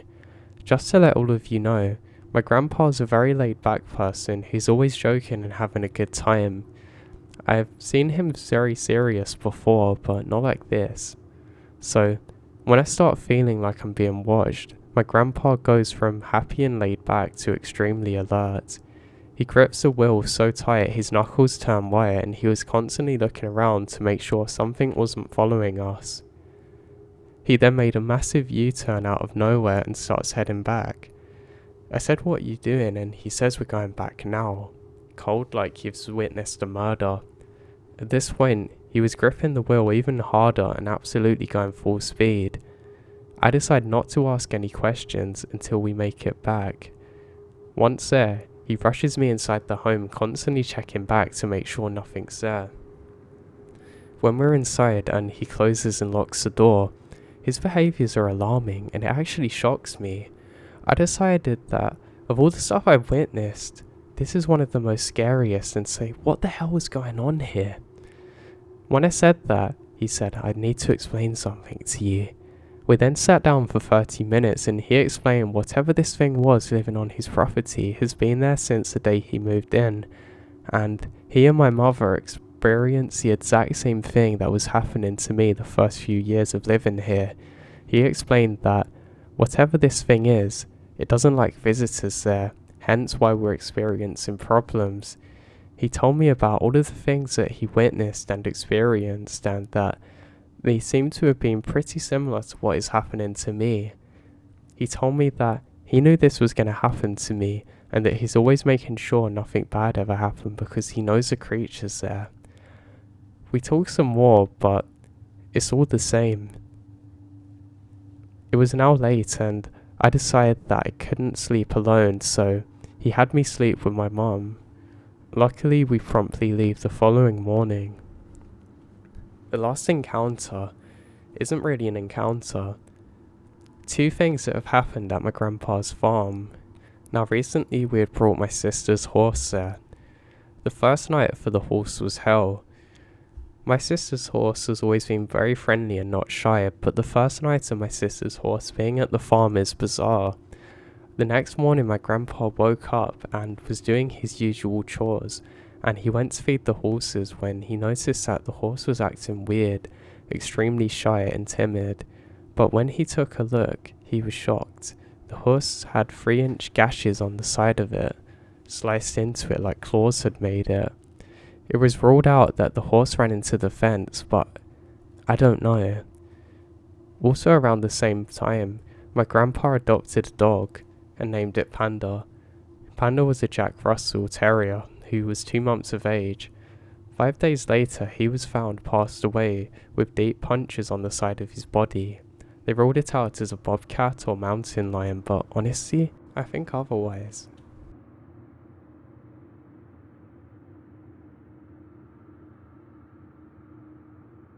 So I'm not a ranger, but I was camping in the woods.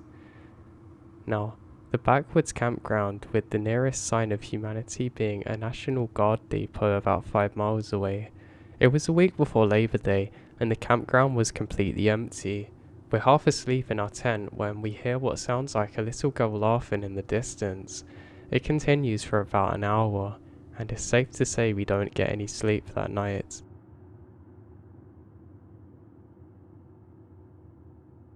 So this wasn't in the woods necessarily, but in the middle of nowhere in the desert, and I wanted to share this.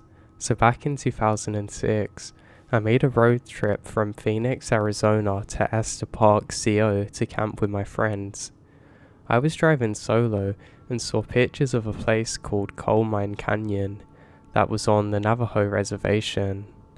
I think I finally pronounced that correct too. It looked like quite a cool place and it was pretty secluded, so I put it into my Apple map and headed that way.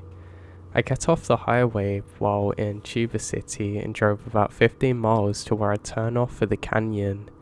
I thought it was weird that there weren't any signs, and Apple Maps directed me to turn off the road onto a 1-lane dirt road. A mile or so into the road, I got to a point where the road descended at about 10 to 15% grade. Now it wasn't until I got to the bottom that I realised how steep this was, and also it was very muddy at the bottom, but I continue onwards. Every minute further when I started to realise that I was going into the wrong place, I felt uneasy.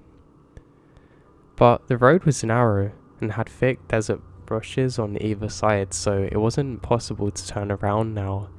To make things worse, I didn't have service and nobody knows where I am. Finally, I got to the end of the road, which was a point that stood another 200 feet above a valley and had a very creepy shack built there. There was also something about that shack that didn't sit right with me. While it's a nice spot, it was very desolate and gives me bad vibes.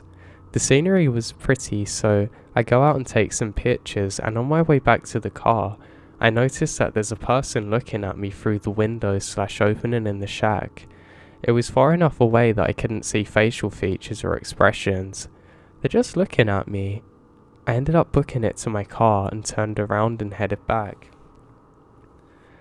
As I was approaching the 10 to 15% grade, I noticed a big truck at the top just sitting there and my heart stops. It wasn't there before when I was on the way down. When I got close to the hill, the truck started to drive down it, and I knew this meant I had no way out as I didn't have enough room to get around it and I wasn't able to drive into the bushes. The truck and I slowly made our way closer to each other as I scanned for other places to get off of the side of the road. and get out their way. No luck. We stopped about 30 feet away from each other and I noticed there was 3 men in the truck staring at me. I give a little wave and they didn't give me anything back. At this point I had no idea what to do and I thought I was about to die. I was trespassing on their property and the person in the shack must have notified them. I didn't know if it was 30 seconds or 30 minutes later, but to my surprise, the truck pulled off the path and into the bushes to let me around them. I slowly go past them. While doing so, they're staring at me, and I see 6 eyes, completely expressionless, staring back at me. I got to the muddy area at the base of the hill, and wasn't sure I'd be able to get enough speed and traction to go up the hill. I go as quick as I can and shot up it. When I got off the dirt road, I gunned it down into Tuba City, and out of there as fast as possible. Sometimes when I think back, I get a horrible feeling in my stomach and I can't think about anything other than what would have happened if they didn't get out of my way.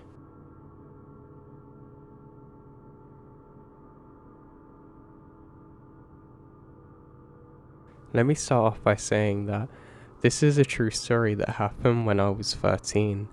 I'm now 27. Whether you believe it or not is up to you.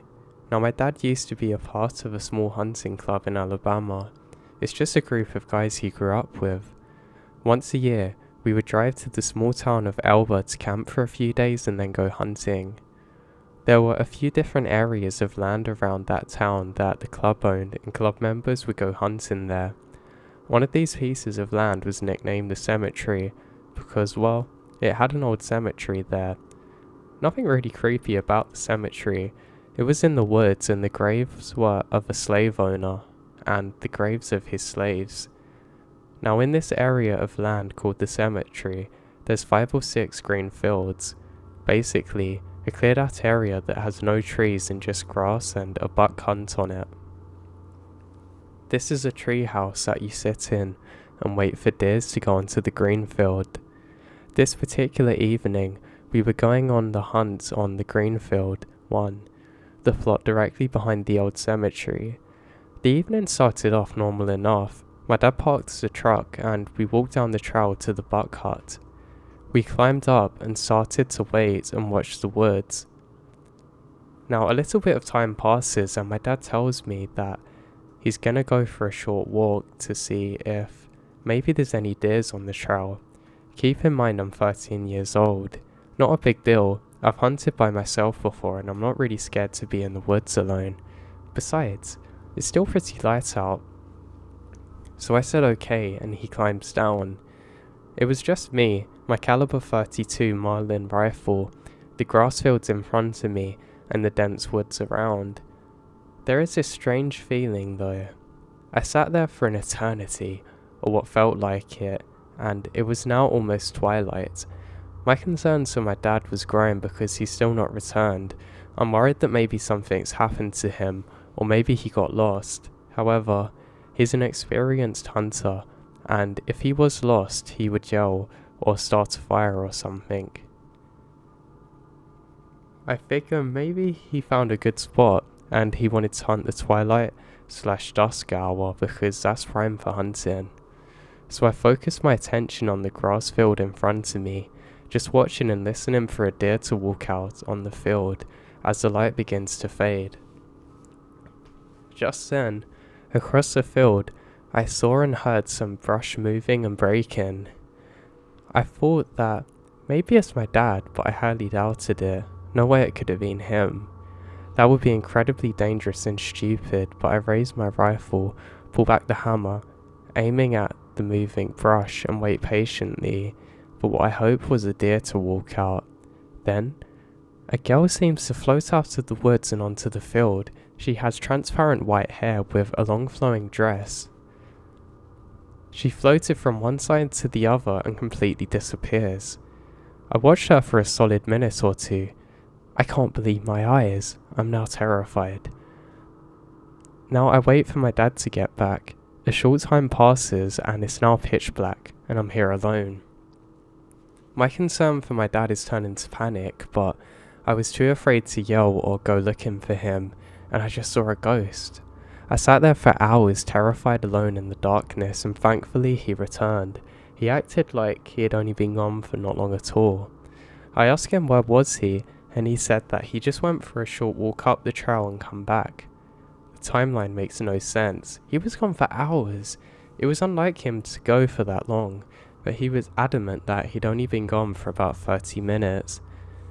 We then walked down the trail back to his truck. I couldn't get out of there fast enough, and the whole experience still confuses me. Was the ghost I saw an old slave or slave owner buried in the woods behind me, or something else entirely? Did my dad go through some time warp, or what happened? I never went hunting there again, and I don't ever plan on going back there.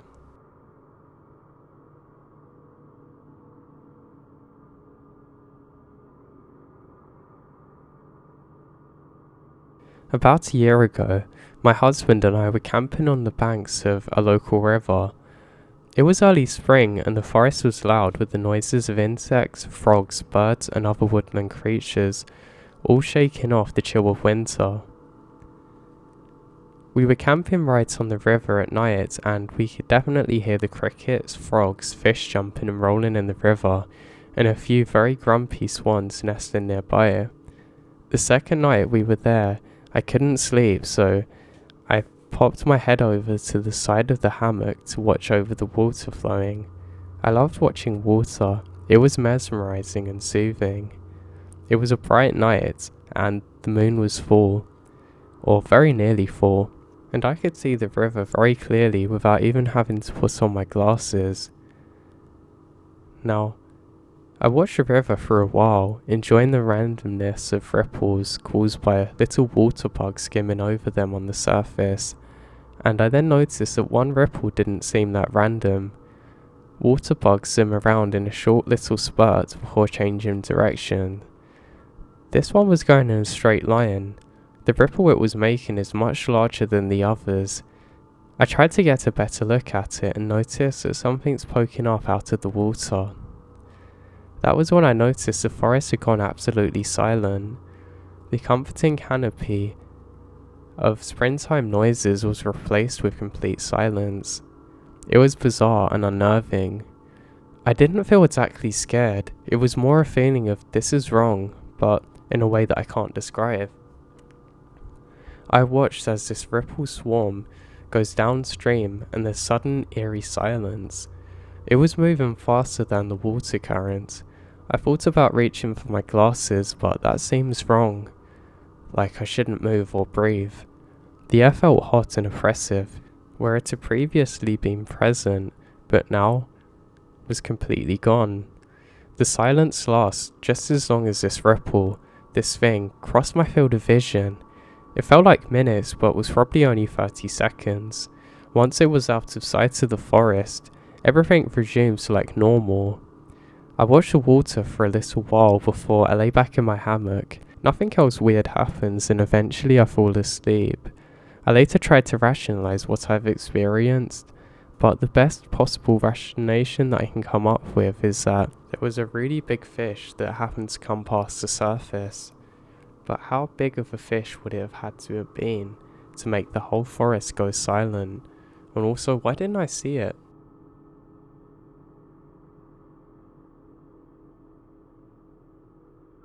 We have a cabin that is remote.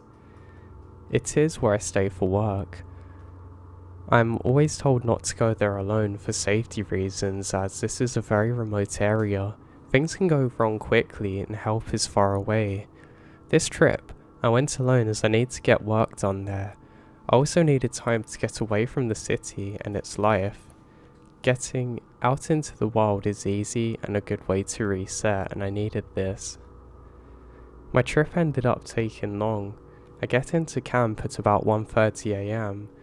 I stopped the truck, put on my headlamp and went straight to the warehouse to get the generator going. I connected the power and the cabin lights up. There was a ton of snowfall, so I do my usual inspection to see if I can spot any tracks around the cabin, like wolf tracks, moose tracks or human tracks, and I can't find anything.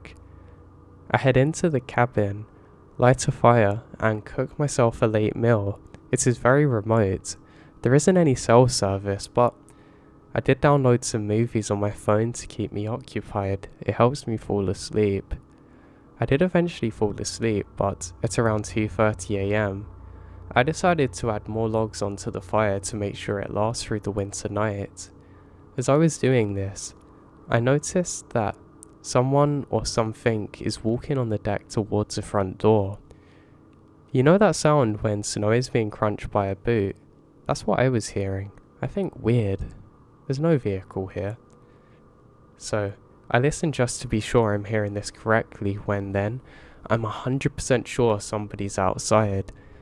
I get up from the chair where I was sitting and immediately look out of the window, then move to the front door and unlock it. I then look towards where I hear these footsteps. I call out and there's nothing. Again, nothing.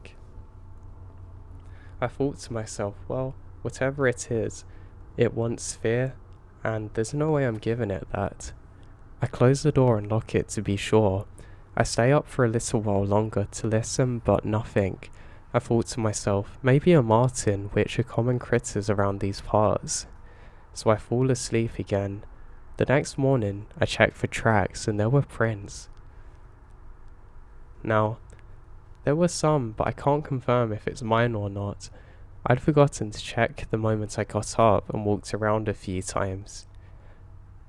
I've gone back there with company like usual, and I stay up a little later than everyone else to listen, but I've never heard them again. Where I'm from, legend states that when you're alone in the wilderness, things will creep up on you and play tricks on you if you're not supposed to be there, and you must not respond or they'll get you.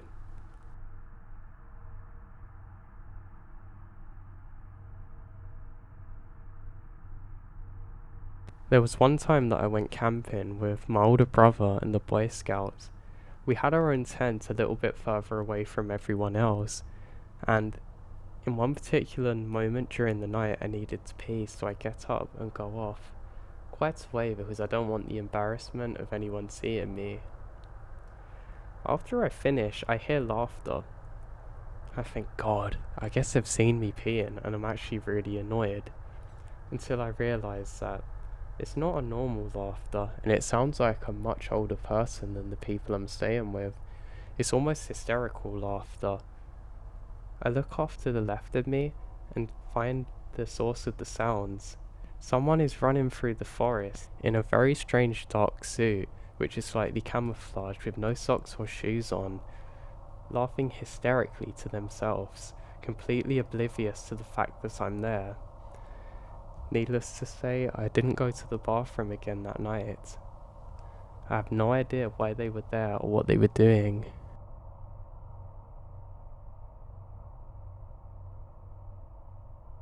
Now, I'm somebody who used to work as a park ranger, so I'm never too worried when I'm out in the middle of the woods or the middle of nowhere. But I recently started up a new hobby, which is caving. Now I know this is extremely dangerous, but I'd spent a lot of time in the wilderness, so I felt fairly confident doing this. I had a friend of mine who would always go caving with me, but on this one particular day, I decided to go alone. Now I knew this particular cave system fairly well, so I was never too worried. The thing that I really hated and that would actually get to me is sometimes there would be little bugs and insects in there, and I'm not gonna lie, these absolutely terrified me. I'm embarrassed, but I'll admit it, there's something really scary about feeling one of those things crawling across you and you don't know exactly where it's coming from. But I'm digressing now from my story. Now, while I'm doing the hike to get over to the cave, I'm actually in quite a good mood, but I have a strange feeling in my gut that something is off and I shouldn't really be doing this. I guess it's because it's one of the first times that I've ever done this on my own, but the adrenaline and excitement slowly takes over, so I continue on. Now I eventually make it to the mouth of the cave, and honestly it's beautiful. It's one of the best caving systems that I've ever seen and have the pleasure of exploring. Now I have a relatively good idea of where I'm going. I quickly check over all my supplies and I have everything, so I'm feeling pretty safe and confident to go ahead. Now, I hear a strange sound outside of the cave that I've not heard before. It sounds like an injured or wounded fox. I'm just glad it's not actually inside the cave. It's definitely not a mountain lion, but it sounds weird to say the least. Now, I slowly make my way into the cave and it starts off very wide and open. Now, if you haven't been in a cave before, you have to constantly check your bearings because it's extremely difficult to know where you're going. And of course, you don't always know whether you're going to get lost or not, so this is actually a really big part of it, is being careful to track where you're going. Now, I actually decided to use a line so I'd know where to go in the cave, which is something you can do, but to be honest, doesn't always work. Ever heard the story about the breadcrumbs? Well, this is similar, because you can leave a trail with breadcrumbs and they'll be eaten and you won't know where you've come from. The same here. It easily snags on rocks and things, but at this point in my journey, I haven't got to worry about using it because I can still see exactly where I've come from. Now, honestly, this place is absolutely beautiful. I'm lucky I've got my flashlight because I wouldn't be able to see it otherwise, as it's completely pitch black as I continue forward. There's really big stalagmites in here too. I know some people break them off sometimes, but this is actually quite dangerous because it can disturb some of the other ones surrounding you. And that makes them very weak, so you never know, one could fall on you one day and take your eye out if it's big enough. I shine my torch upwards and it's absolutely beautiful. The ceiling's absolutely covered in these things. I can see some movement up ahead. I'm not sure whether it's my eyes playing tricks on me, but I just continue forward.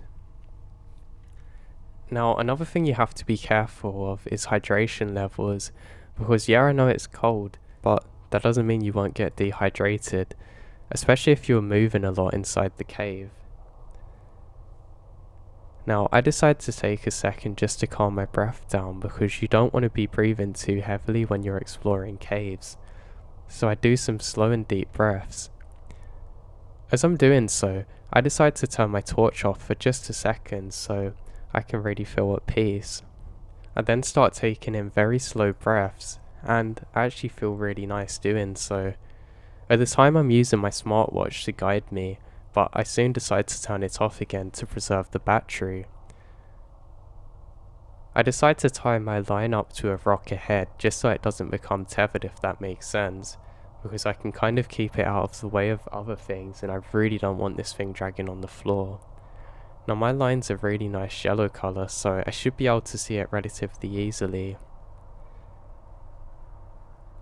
I come up to a slow bend and I can no longer see any light except for my headlight or my torch in my hand. I'm trying not to use too much power on either because yeah, you bring reserve ones, but you never want to run out of electricity on these things. Now I eventually make it past the first section of the cave and I have to go down into a much deeper section now. This part is actually quite dangerous because all of the large rocks and boulders in front of me. I'm not joking, if you twist your ankle on one of these things you're going to have a nightmare trying to get back. Also, some of the rocks are actually quite sharp and God knows what would happen if you ended up bleeding under here. The other danger too is if there are any predators or let's say mountain lions that actually live there, they would have a great time finding you like this. But anyway, I continue downwards and eventually I come up to a large opening in the cave. Again, this part is beautiful and there's more stalagmites and I am very careful not to break any off. Just as I'm passing one section, one does fall off behind me where I've come from. I think this is odd and maybe I've actually caught one on my tether and I make note to be more careful to myself. The part of the cave I'm coming up to is roughly the halfway point now. I stop to drink my water again and decide to leave my torch on this time. There's no point letting my eyes adjust to the darkness because I literally can't see a thing. I'm actually really at peace, but for some reason, I'm suddenly set by fear. I wouldn't say it was a panic, but it's just a really weird feeling. This is something I've not really experienced before, but I think it's just from being on my own in the cave-in system. Normally I have my friend to accompany me and talk to me and make sure I don't get lost, but not having that kind of made me feel uneasy. Also, there's a strange scratching sound that I can't really explain coming from one of the corners. I realise that the cave goes off to the left and there's a section that I can't actually explore from where I am, and this is where the strange scraping sound is coming from. I'm pretty sure this is just a small animal that's followed me in here looking for food and probably got lost, but they should know the nature better than me, so this shouldn't be the case. And I'm pleased to tell you I was too scared to actually figure out exactly what this thing is. I continue going forward and I have to crouch under a section as the cave goes lower now. Now, if any of you have ever done caving before, you're pretty surely not claustrophobic. Now, I'm someone who can very occasionally become claustrophobic, but with breathing techniques I can actually offset this. So I'm coming up to a much tighter section of the cave and I notice it's odd how the colours of the rocks are changing. And as I'm crawling through one section, I realise I have very limited space to move forward. I seem to be making far too much sound too, and I think that my tether's become snagged. I stop for a section to figure out exactly what's making this sound, because surely I'm not this loud. I stop for a moment and I hear a rustling behind me. I'm now at a point where I actually can't turn around, I have to keep going forward, and by God, there is definitely something behind me. Yes, it's small, but it's making rustling sounds and I have no way to see what it is. I try and remain calm as best as I possibly can and continue going forward. I have to continue here for about another 5 or so minutes before I can safely come out to another opening and finally see what's behind me. It's not very far to go through, but if I start breathing quick or rushing, my chest is going to expand and I could easily become stuck here. As I enter another section of the cave, I see a strange statue-like rock in the middle. I wouldn't call it a statue, but it almost appears as though it's been carved, and it looks kind of beautiful but almost out of place and is really odd. I'm finally at the clearing and I look behind me and see nothing. I pull on my tether and my heart drops. It's loose. I continue pulling and realise I have to stop. My tether has come undone by itself or snapped off, but as long as I don't pull too much of it, I should be able to find my way back if I need. But I can bet any money that anybody else in that situation would not want to go back where I come from with the strange sounds I was hearing, so I continue onwards. I'm probably now about 3/4 into the cave and almost on my return loop. I'm sure that someone else is exploring the cave though, because every so often I certainly see some kind of movement. I decide to call out, and I'm met with nothing other than my echoes, which is kind of nice really. I'm convinced someone else is just playing games on me in here, but I have a really weird feeling this time. Now, this isn't as dangerous as underwater cave diving because you haven't got to worry about running out of air, but you do have to be very careful of getting lost exactly the same or injuries. But there's not as much time pressure as underwater cave diving. Now, I see a large section that I haven't seen before. That seems unmarked on the map, but I'm sure is a shortcut to get to the section I want to go to, the home stretch. I decide that I'm going to be brave this time and jump down. As I jump, in a split second I realise that this is actually a far bigger drop than the one I was thinking of before. For a moment I think this is it. I've jumped into a deep crevasse and it's all over. Seconds later, pain gives me a harsh reminder that I'm alive but in a bad situation, and worse as I hear a snapping sound. I scream out in pain as I've just jumped down and probably broke both of my ankles. I quickly wiggle my toes around and I can still move them, which is actually really reassuring. God, I've been so stupid. What am I doing here? I should never have come out here on my own. Nobody really knows I'm out here. And how am I going to get out of here? What started out as a simple cave exploration has become a life or death situation now. Maybe it was from the fear of being followed, but I should never have took this shortcut. I start trying to climb out of the sides of where I am, but I realise I can't climb much higher. The sides are just too steep, and I can't use my tether line. God damn, I realise half of the lines actually come down with me, so I can't use it to get back. I realise I'm in a predicament now. I can either try and use the line to figure out where I've come from, or try and climb out. I soon realise that it's just a badly sprained ankle and I should be okay.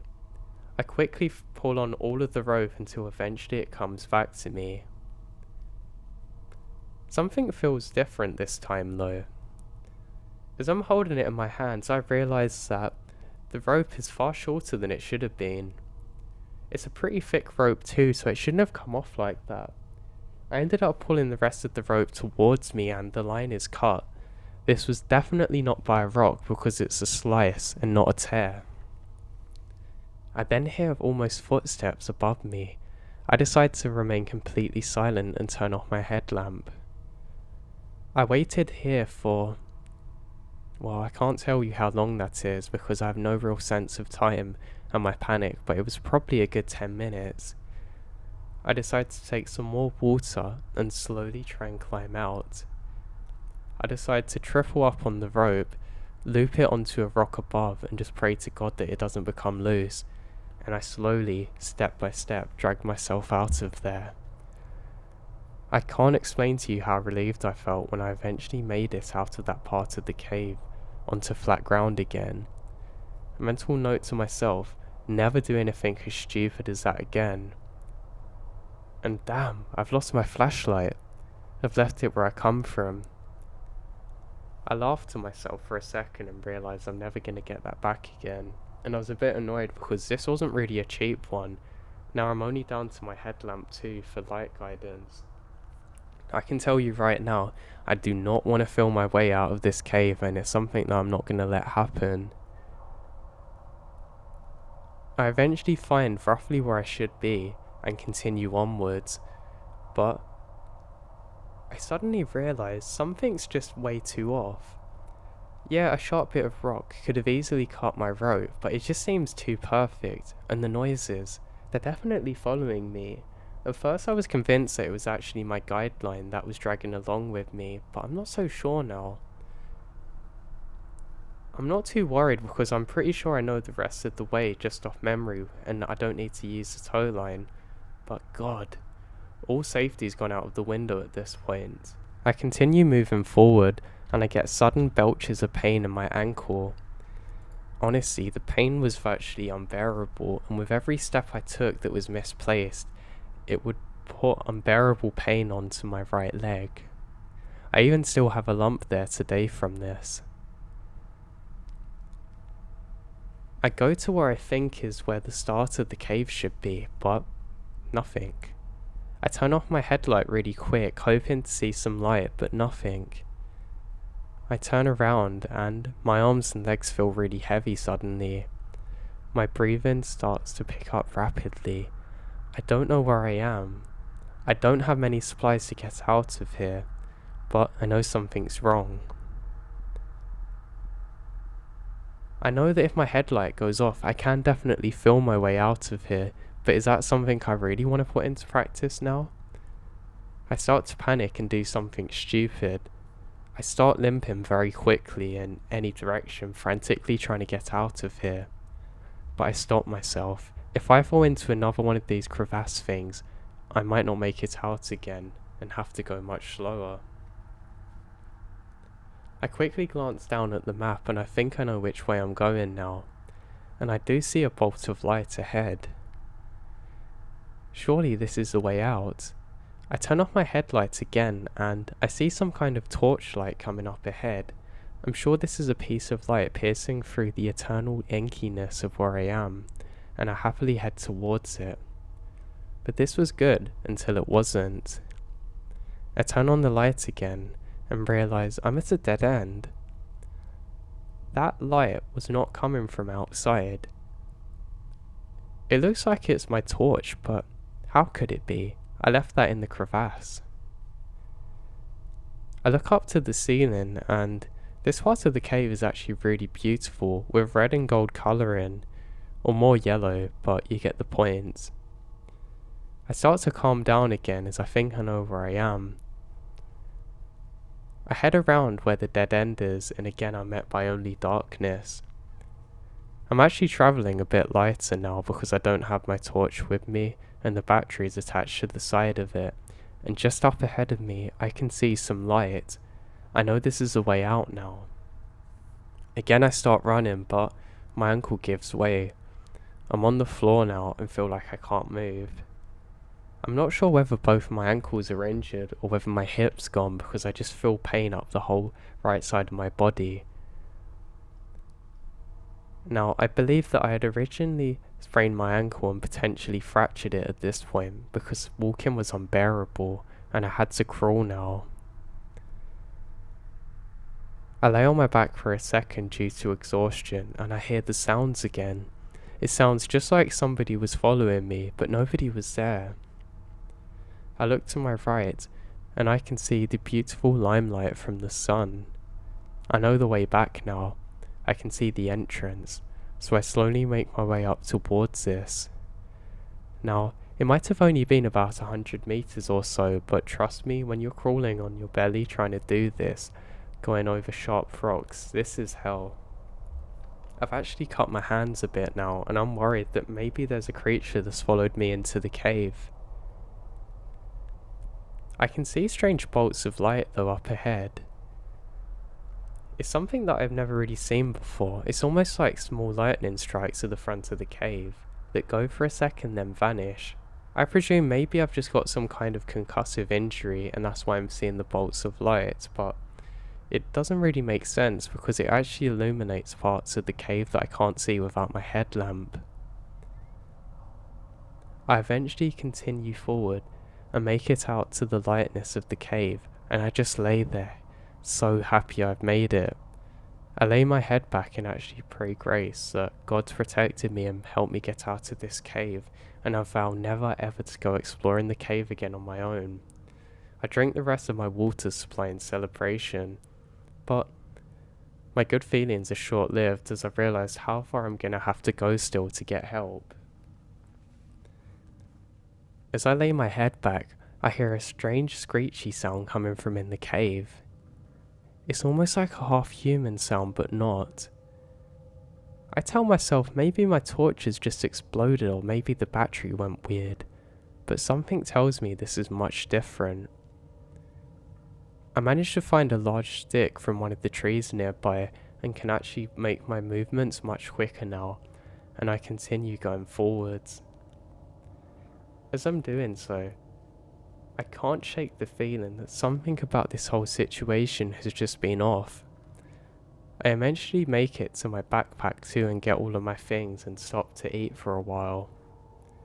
Now annoyingly for me, I'm so injured that I have to camp for the day. I decide not to call in for any help because, well, I'm a bit stupid sometimes, but also because I don't want to say how stupid I've been to other people, and then I'll be okay. Now when I fell asleep that night, I couldn't stop thinking about what had happened earlier in the day, and how rough everything had felt to me at the time.